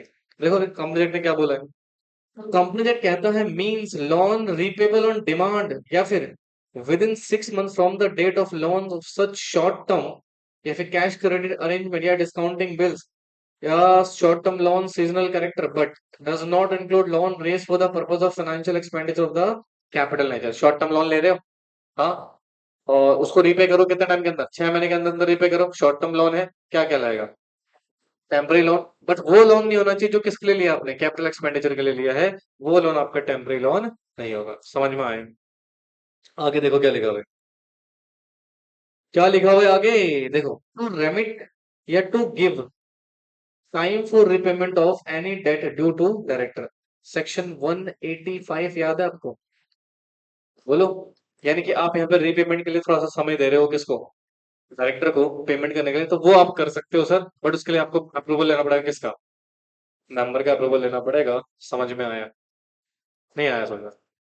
ओके। अब देखो, कंपनी कैन नॉट पास, क्या ये, blanket resolution in a borrowing of money exceeding paid up share capital, मतलब ये बता चुका हूँ ऑलरेडी बेटा। आपको किसका रेजोल्यूशन लेना पड़ेगा? मेंबर का रेजोल्यूशन लेना पड़ेगा। ये ब्लैंकेट नहीं है, ये बोर्ड रेजोल्यूशन कर लेना इसको। वो मैं सोचा अलग से रेजोल्यूशन कहाँ से आएगा, इसको बोर्ड कर लेना भाई। तो सिर्फ बोर्ड रेजोल्यूशन से काम नहीं चलेगा, आपको क्या लेना पड़ेगा? एसआर की परमिशन लेनी पड़ेगी। ठीक है।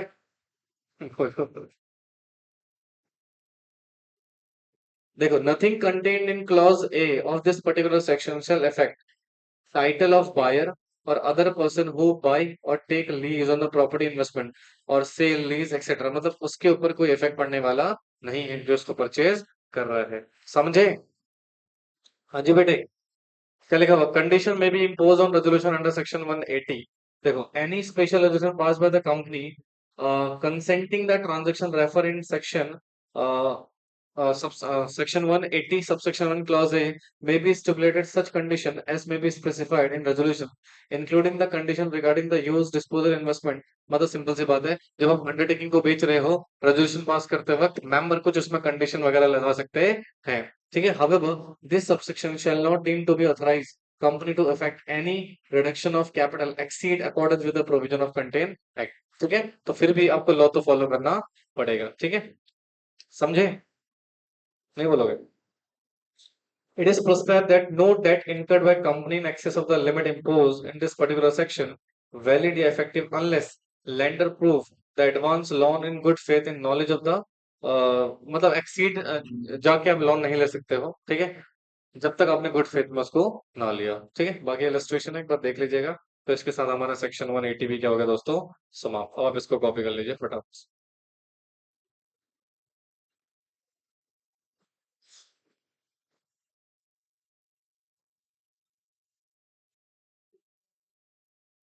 बस आने वाला।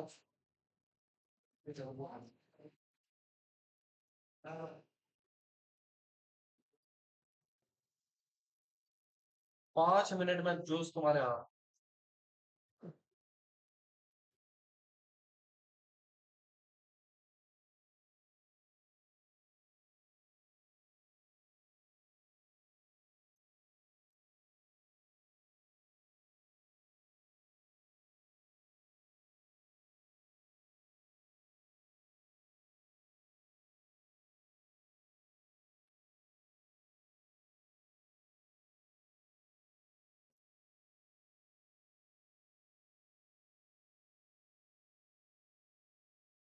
सिक्स नहीं बनाऊंगा आज, 186 नहीं करूंगा।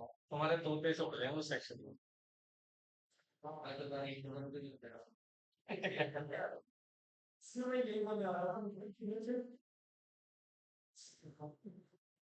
ये माइंडसेट वाली बात भाई।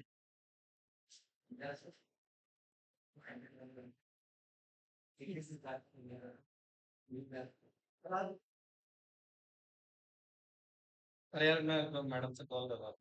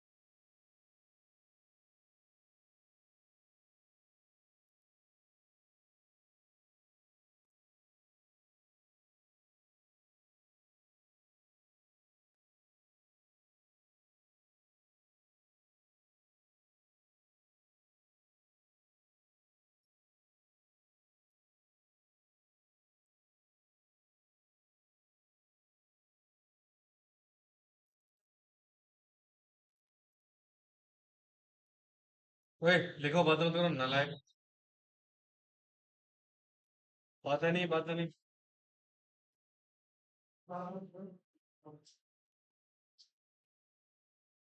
मोहित मार खाएगा क्या?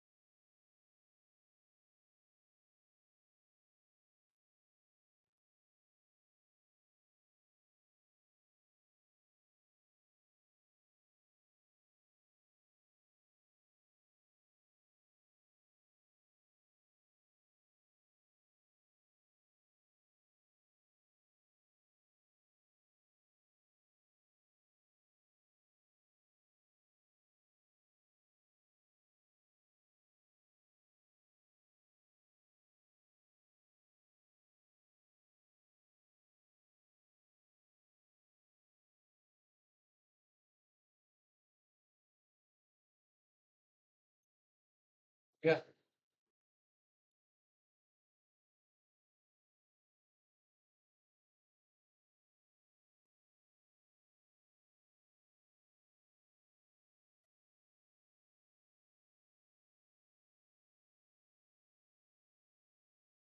ये बी पॉइंट हो गया है।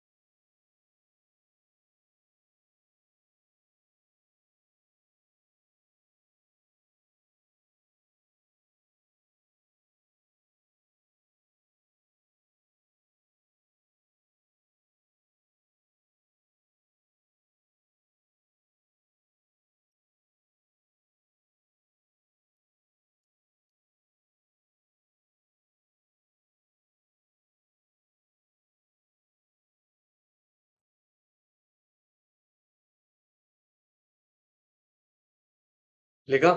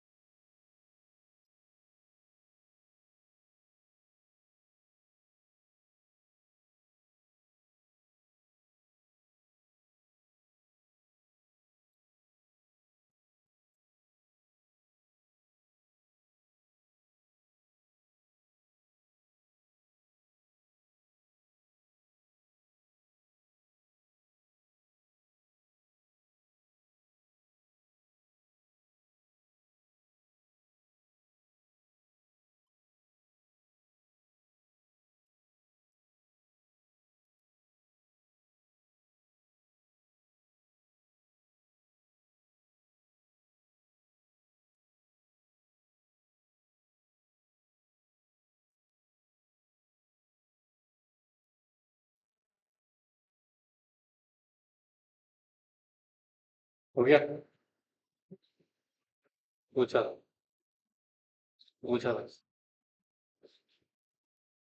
भाई पूछा था, मैं कह रहा हूँ। इशारों इशारों।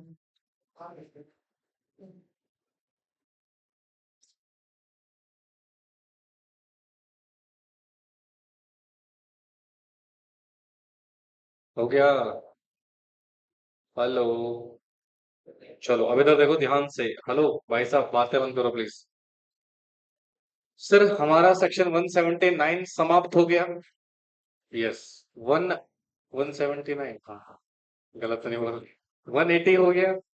अब आओ, कंट्रीब्यूशन टू चैरिटेबल फंड्स, मतलब अब हम कंपनी से क्या बोल रहे हैं?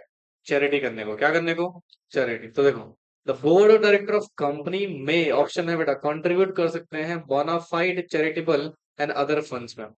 ठीक है, मतलब किसी भी चैरिटेबल फंड्स में ये कंट्रीब्यूट कर सकते हैं। However, prior permission of company in general meeting में इनको लेनी पड़ेगी। If the contribution in case of any amount aggregate of which any financial year exceed करता है कितना बेटा? 5% of average net profit of 3 immediate presiding financial year से। सुनो बेटा क्या कह रहा है। इधर देखो, बहुत सिंपल सेक्शन है, अभी खत्म हो जाएगा। सेक्शन 181, जहां पर हम बोल रहे हैं चैरिटेबल कंट्रीब्यूशन से रिलेटेड प्रॉब्लम सिचुएशंस। ठीक है, बोलो जी। हाँ जी, तो क्या कंपनी के डायरेक्टर्स किसी भी चैरिटेबल फंड्स में पैसा प्रोवाइड कर सकते हैं, डोनेशन कर सकते हैं? हाँ। तो सर यहाँ पर कंपनीज बोर्ड क्या कर रहा है जी? चैरिटी कर रहा है फंड्स की, यानी कि फंड डोनेट कर रहा है बोनाफाइड चैरिटेबल फंड्स में। किसमें? Bonafide charitable. बोनाफाइड का मतलब बेटा जो एक्चुअली में है, यानी कि बहुत सारे फेक बना के बिजनेस चैरिटी कर रहे हैं, तो वो ऐसा नहीं होना चाहिए। एक बोनाफाइड फंड्स होना चाहिए जो रियलिटी में सोशल वेलफेयर की एक्टिविटी कर रहे हैं। तो बिल्कुल कंपनी ऐसा बिल्कुल कर सकती है, चैरिटी फंड्स में पैसा ले सकती है। राइट, अब जरा सुनना ध्यान से। तो जब चैरिटी फंड में जब पैसा दे रहे हो, सुनना बहुत ध्यान से। तो डोनेशन का जो अमाउंट है, डोनेशन का जो अमाउंट है, अगर वो अप टू 5% ऑफ पिछले 3 साल का एवरेज नेट प्रॉफिट का है। किसका है बेटा? पिछले 3 साल का एवरेज नेट प्रॉफिट का है, या फिर वो एक्सीड कर जाता है। एक्सीड कर जाता है कितना? 5% ऑफ 3 पिछले एवरेज नेट प्रॉफिट का, आपका जो कंट्रीब्यूशन अमाउंट है वो इतना। तो सुनो, अगर अप टू 5% है, फिर तो आप भैया बोर्ड रेजोल्यूशन से कर लो, कोई दिक्कत नहीं है। हाँ। और अगर एक्सीड करता है तो फिर आपको जनरल मीटिंग का अप्रूवल लेना पड़ेगा। किसका अप्रूवल लेना पड़ेगा? जनरल मीटिंग मेंबर अप्रूवल लेना पड़ेगा। This is basic situation of section 180। समझे? लिख लो उसको।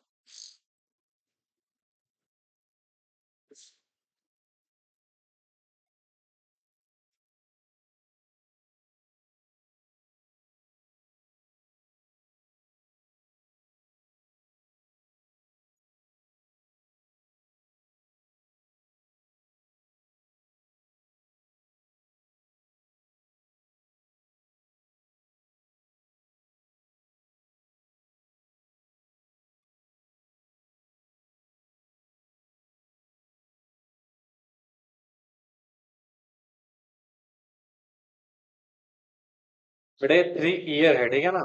कंफ्यूज मत होना, 3 एवरेज क्या लिखा हुआ है, ये पिछले 3 साल की बात कर रहा है, प्रीवियस ईयर।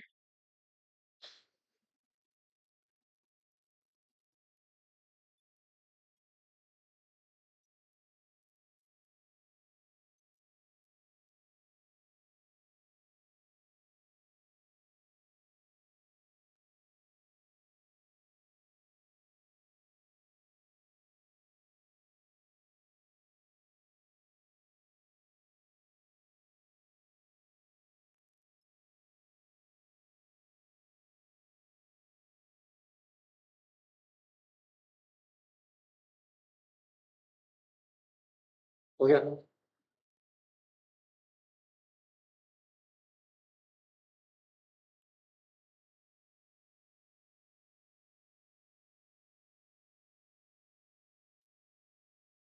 बस 5 मिनट रुक भाई, बोल दिया मैंने पहले। 5 मिनट में जोश आपके हाथ में।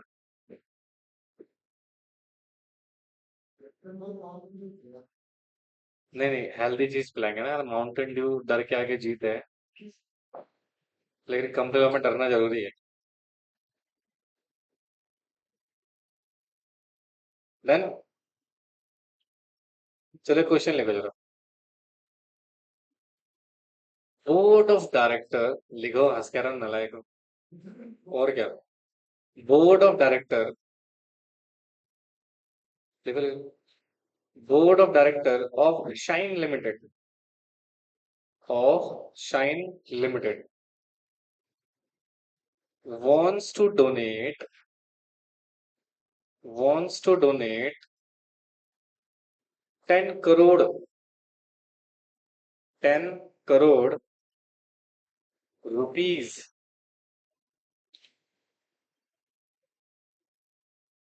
to a charitable funds, to a charitable funds. So in this context, so in this context,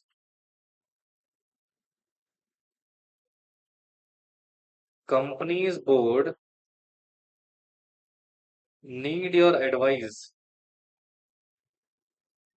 Company's board need your advice. लिखा? बोलो बच्चों। Regarding regarding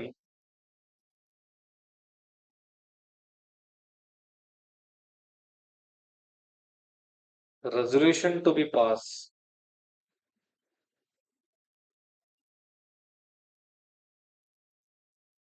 Resolution pass. Full stop. ठीक है, फिर लिखो। The previous year profits given below. The previous year profits given below. पहले साल का लिखो प्रॉफिट 8 करोड़। दूसरे साल का प्रॉफिट लिखो 10 करोड़। सॉरी 10 नहीं, 12 करोड़ लिखना। 12 करोड़। और तीसरे तीसरे साल का प्रॉफिट लिखो 15 करोड़। 15 करोड़। बताइए सर, कौन सा रेजोल्यूशन पास करना है?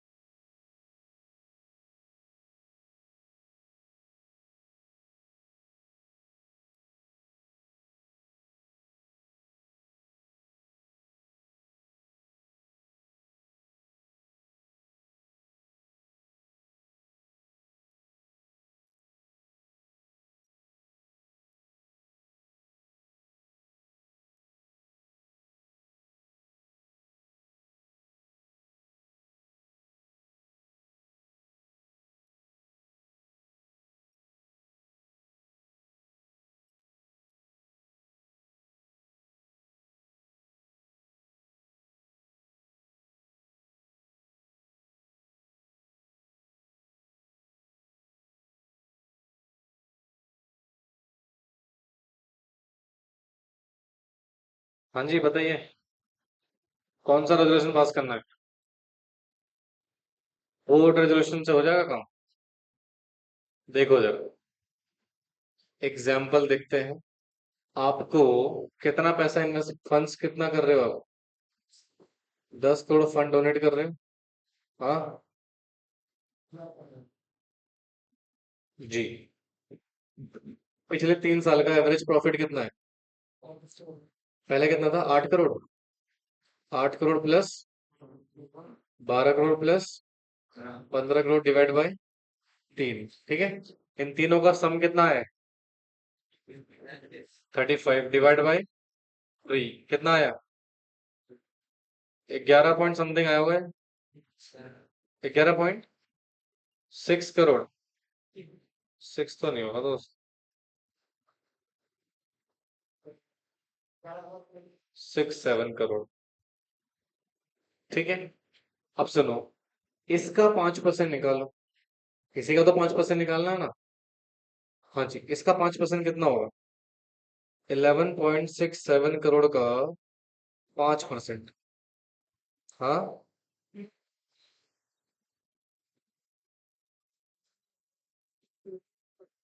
11.65,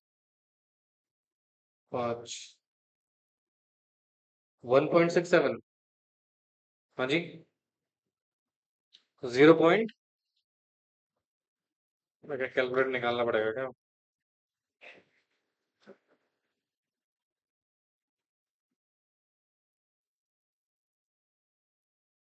कितना है? 5 point,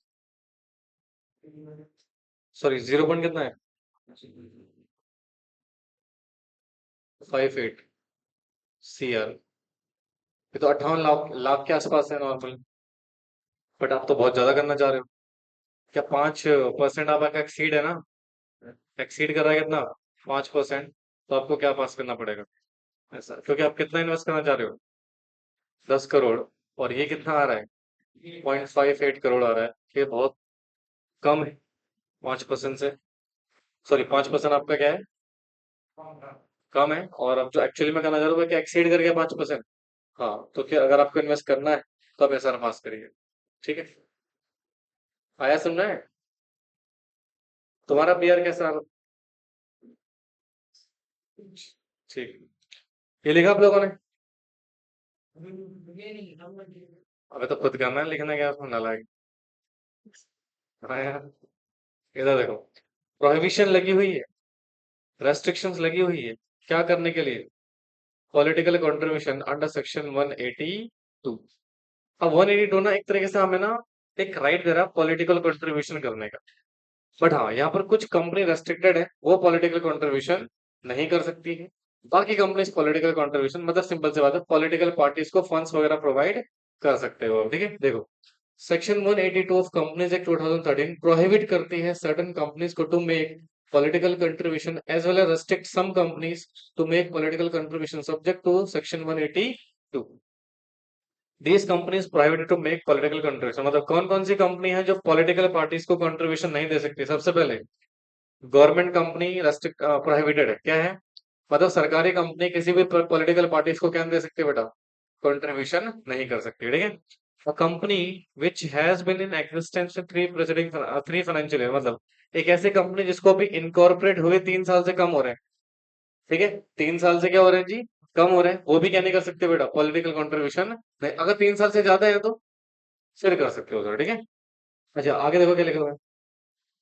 other than above mentioned, sorry, other than above mentioned companies, all companies can directly and indirectly make a political contribution to any political party subject to following compliances। मतलब आप political contribution कर सकते हो इन दो companies को छोड़ के। पहला, गवर्नमेंट कंपनी। दूसरा, यानी कि जिसकी एग्जिस्टेंस अभी 3 साल से कम की है वो, ठीक है। अच्छा सुनो, एवरी कंपनी शेल पास बोर्ड रेजोल्यूशन, मतलब सिर्फ बोर्ड रेजोल्यूशन पास करनी जरूरत है मीटिंग में। A board of director to authorize such political contribution and such resolution shall subject to other provision of this section be deemed to be justification of the law making such contribution authorize it। मतलब B R पास करके आप political contribution कर सकते हो, ठीक है। कहते हैं every company shell disclose in its profit and loss the total amount contributed by it under this section during the financial year मतलब जितना भी अमाउंट कंट्रीब्यूट करोगे प्रॉफिट एंड लॉस में बताओगे कि इतना अमाउंट अपने पॉलिटिकल पार्टीज को कंट्रीब्यूशन किया है। The contribution shall be made by account पे चेक के थ्रू होगा, that is on a bank, और अकाउंट पे बैंक ड्राफ्ट के थ्रू या इलेक्ट्रॉनिक मीडियम से करिए, कैश में अलाउड नहीं है। ठीक है, बोलो जी। हाँ, a company may make contribution through instrument issue pursuant to any scheme notify, जैसे याद है ना अभी एक इलेक्ट्रॉन बॉन्ड का स्कीम आई थी। हाँ, इलेक्ट्रॉल बॉन्ड सुना आपने? इलेक्ट्रॉल बॉन्ड यही था बेटा, किसी स्कीम के तहत आप पॉलिटिकल पार्टी कंट्रीब्यूशन कर रहे हो तो वो भी आप इसमें मेंशन करोगे। पॉलिटिकल पार्टी का मतलब क्या? पॉलिटिकल पार्टी कौन होती है बेटा? पॉलिटिकल पार्टी मींस एक ऐसी पॉलिटिकल पार्टी जो रजिस्टर्ड है कौन सा सेक्शन में? 29A of representation of people act 1951 में आप रजिस्टर्ड हो तो ही आप पॉलिटिकल पार्टी कहलाओगे, समझे? Without prejudice to the generality of the political party contribution, these are some transaction which shall treated as political party contribution। जैसे आपने donation दिया या सब्सक्रिप्शन चंदा वगैरह, payment cost to given by company on its behalf or on account of a person who is knowledge carrying the activity at a time which donation, subscription or payment was made, can reasonably be regarded as likely to be affected the public support for the political party, shall be deemed to be contribution amount of donation, subscription etc। मतलब देखो, जैसे मान लो मैंने किसी एक mister x को political donation दिया, क्या दिया? अब वो मिस्टर एक्स ना किसी न किसी पॉलिटिकल पार्टी को प्रमोट कर रहा है ना, उसकी कैंपेनिंग कर रहा है, पब्लिक सपोर्ट कर रहा है, वट जो भी कर रहा है, तो उसको हम क्या मान लेंगे? पॉलिटिकल कंट्रीब्यूशन मान लेंगे। क्या मान लेंगे? Any amount expenditure incurred directly and indirectly by company on advertisements in publications being publication in nature of the souvenir brochures, pamphlet etc। Political parties ने कुछ पैम्पलेट्स वगैरह डिस्ट्रीब्यूट करने थे, उसका खर्चा कौन कर रही है? कंपनी, तो वो भी पॉलिटिकल पार्टी का कंट्रीब्यूशन माना जाएगा। ठीक है, where such publication is by on behalf of the political party to be contribution of such amount of political party. मैं एक पब्लिकेशन को पैसा दे रहा हूँ और वो पब्लिकेशन किसके लिए काम कर रहा है? हाँ, तो उसको भी क्या मान लेंगे? Political contribution. Where such publication is not by or on behalf of but advantage of political party to be contribution of the political purpose। ठीक है, in case of contribution made by company in contravention of the provision of section 182, company and the other officer penalized in following manner। अगर आपने section के violation में political contribution करा है तो आपके ऊपर फाइन लगेगा कितना बेटा? 5 टाइम्स जो भी अमाउंट आपने कंट्रीब्यूट करा था वो। और ऑफिसर को जो फाइन लगेगा बेटा उसको हम 5 टाइम बढ़ा सकते हैं ऑफ द कंट्रीब्यूशन, और 6 महीने की इसको क्या हो सकती है बेटा? जेल हो सकती है, समझे? तो ये था बेटा हमारा सेक्शन 182। अब आता है हमारे पास next section, power to board and other person to make contribution to defence fund. मतलब आप डिफेंस फंड्स वगैरह में पैसा दे सकते हो, section 183। The board of director of any company or any person or authority exercising the power of its board of company or company general meeting may, notwithstanding anything contained section 180, 181, 182, और कुछ भी लिखा हो इसमें, सेक्शन 183 क्या हो जाएगा बेटा? ओवरराइडिंग सेक्शन हो जाएगा। या any other provision of the act, या एनी मेमोरेंडम आर्टिकल्स और any other instruments of the company. मतलब कहीं पर कुछ भी लिखा हो इससे फर्क नहीं पड़ता, सेक्शन 183 सबके ऊपर क्या है बेटा? ओवरराइड कर रहा है। क्या कर रहा है? Contribute such amount as think fit, जो भी आपको सही लग रहा है, नेशनल डिफेंस फंड या फिर other funds approve by central government ने, उसमें आप इन्वेस्टमेंट कर सकते, सॉरी पैसा दे सकते हो। ठीक है, the company is required to disclose the profit and loss. Obvious बात है, जो अमाउंट आप कंट्रीब्यूट कर रहे हो प्रॉफिट एंड लॉस में उसको डिस्क्लोज करोगे, समझे? सो विद दिस सेक्शन 181, 182, 183 यहाँ पे क्या हो गया? खत्म हो गया। ठीक है, तो सर हमने 179 पढ़ लिया, 180 पढ़ लिया, 181 पढ़ लिया, 183 पढ़ लिया और 182 पढ़ लिया, समझे? चलो थैंक यू सो मच, आज के लिए इतना ही करेंगे।